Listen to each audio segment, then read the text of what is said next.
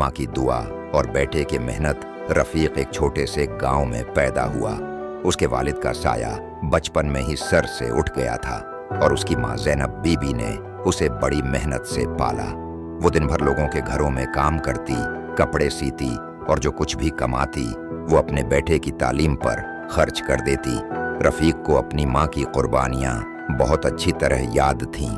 जब वो रात को पढ़ने बैठता तो देखता कि उसकी माँ थकी हारी होने के बावजूद इसके लिए चुपके चुपके दुआ कर रही होती। कभी कभी जब घर में खाने के लिए कुछ ना होता तो ज़ैनब बीबी खुद भूखी रहकर अपने बेटे के लिए खाने का बंदोबस्त करते।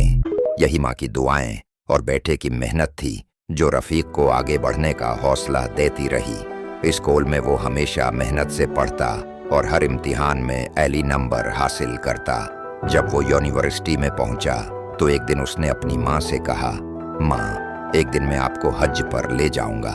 ज़ैनब बीबी मुस्कुरा दें और बोलें, बेटा, बस तुम्हें कामयाब देखना ही मेरी ज़िंदगी का सबसे बड़ा ख्वाब है। रफ़ीक ने तालीम मुकम्मल करने के बाद एक अच्छी नौकरी हासिल की। कुछ सालों में उसकी मेहनत रंग लाई और वो एक बड़ी कंपनी में एले अहदे पर पहुंच गया। जैसे ही उसकी पहली बड़ी तनख्वाह आई, उसने सबसे पहले हज के लिए दरख्वास्त दी और अपनी माँ को खुशखबरी दी। ज़ैनब बीबी की आंखों में आंसू आ गए। वो अल्लाह का शुक्र अदा करने लगे।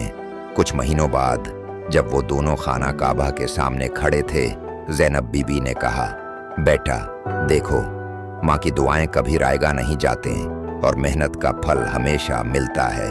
ये कहानी हमें सिखाती है कि वालिदीन की दुआएं और हमारी मेहनत हमेशा कामयाबी की राह हमवार करती हैं। अगर हम अपने वालिदैन की कदर करें और अपने ख्वाबों को पूरा करने के लिए मेहनत करें तो अल्लाह भी हमारी मदद करता है।